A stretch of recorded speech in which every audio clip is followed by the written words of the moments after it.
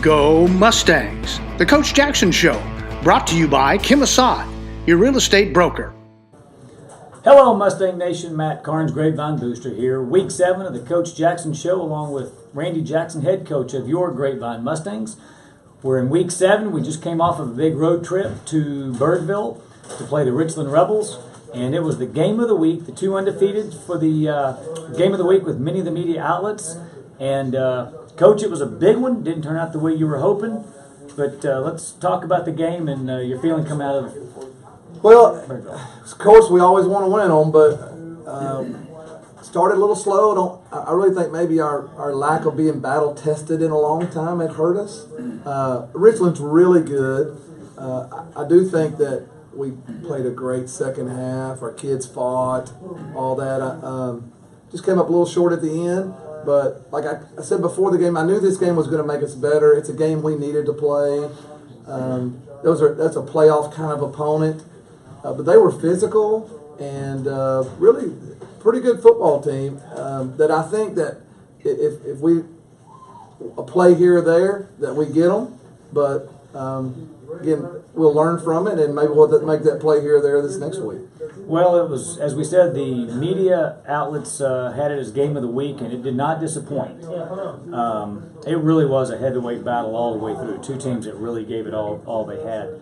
And Friday morning breakfast of champions, John Earl was asking the team to answer the question, we are what? I think he found out in the second half, that you are not quitters.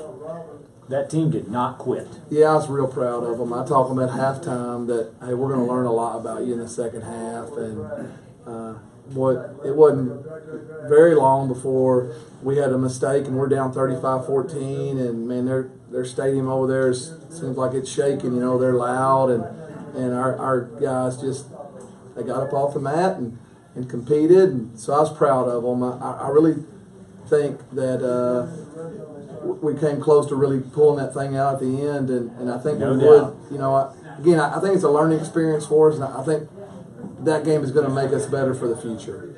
Well, statistically, offensively and defensively, even though there was a slow start, you still had a very solid performance on both sides of the ball and in the special teams as well.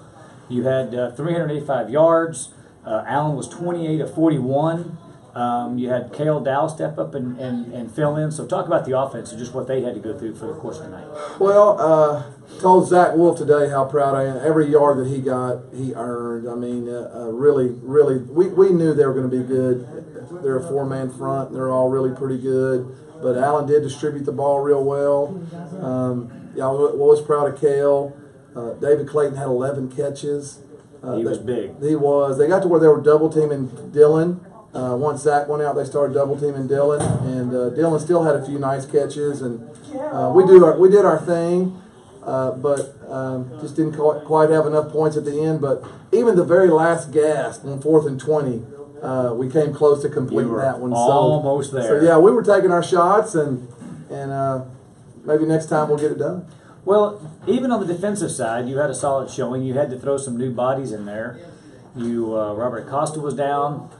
Zach Rice went down, so David Clayton and Cameron Hamway stepped in and made some big plays and had a nice big pick early in the game. So let's look at some of these big plays from the defensive side of the ball here. We're going to start it right at the beginning of the game, one of the first plays of the game, with a big fumble here early. So tell us what's going on here.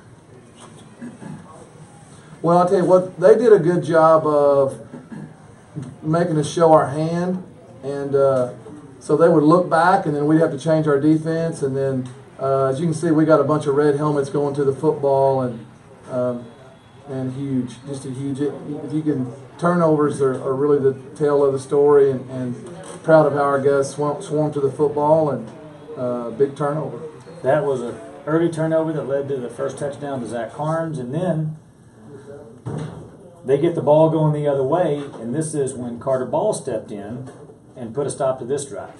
So yeah, you can see they're doing the look back again, and so some of our defense was predicated on how they aligned, and so they would line up pretty late, and that gave us a little bit of an issue. But man, what a great interception right here, Blake Stiles might have been the one who tipped it there, and big turnover anytime you get one in the end zone. Well, the last one, you had the sophomore step in here, but again, you see Trey Self, their quarterback, having to throw off of his back foot, so he's got no zip on it.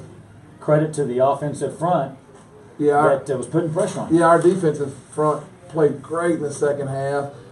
Big John was standing on the sideline, and I was telling him I don't know if Hamway had ever played safety ever before, and he had. The last time had been a JV game, week 2. It's the last time he had played safety, so it's been a while for him. So for him to step up and make a big play like that for a sophomore in a big game like that says a lot about him. Well, and it was a big play at a big time. That gave you a chance to make that final push to try to come back and win that game.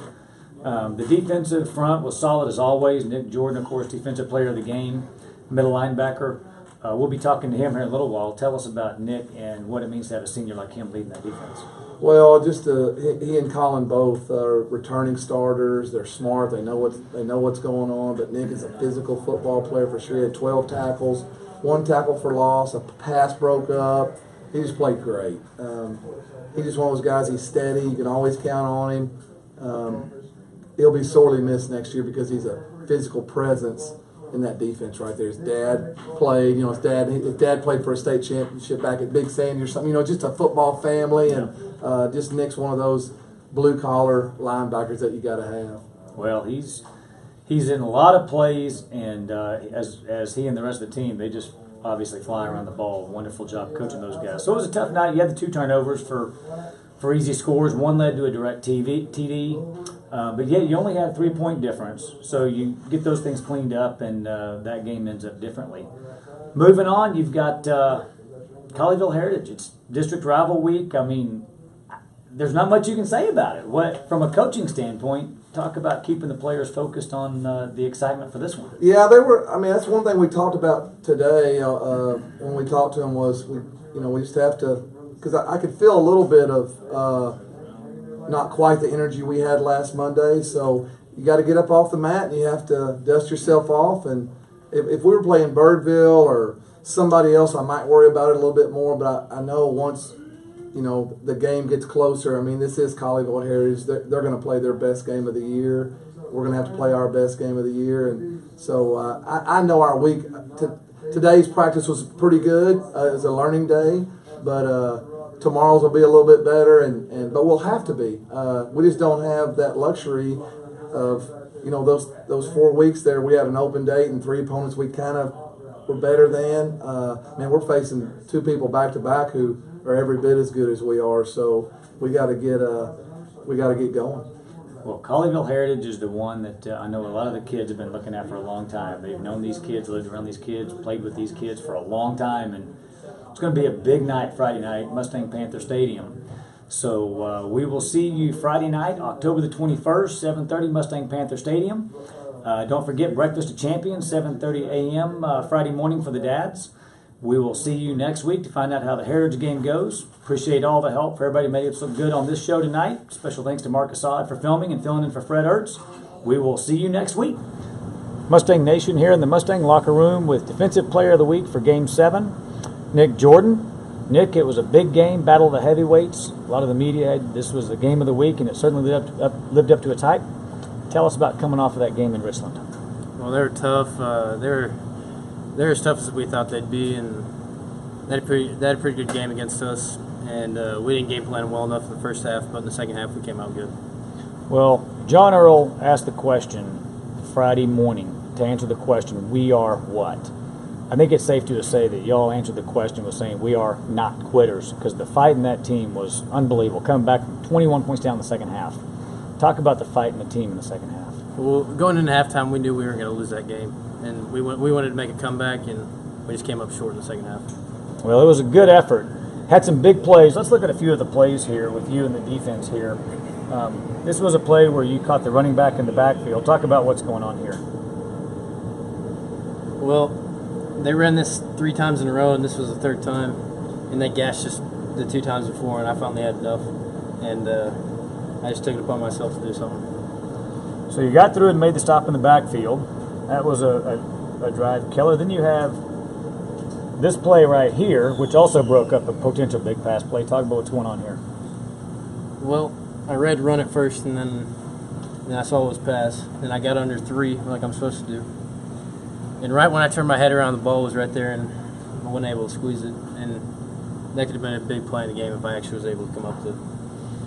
And then, again, a lot of their pass read options, you and Matthew Ingram right here, buddy up and take this guy down the backfield. Tell us what was going on there. Well, number 20, their running back, he ran hard. He was hard to take down, and we started to get after him a little bit, and we shut that down, and then they didn't have very much left. Well, the second half, they didn't score a touchdown at all, so it shows the turnaround in the second half and the big fight. Nice job coming back. This week, second big game in a row. Colleyville Heritage, it's a game a lot of you guys have been targeting for a long time. Talk about staying focused and what to look for Friday night against Colleyville Heritage. Every year we look out to beat them, and they're always a good team, and we never lay down to them, and we're gonna give them a run for their money this year. Good job. Well, we'll be looking forward to seeing you Friday night. Good job last week, and we'll be looking for number 42 this week. Let's go Mustangs. Yes, sir. Good job. Go Mustangs. The Coach Jackson Show, brought to you by Kim Assad, your real estate broker.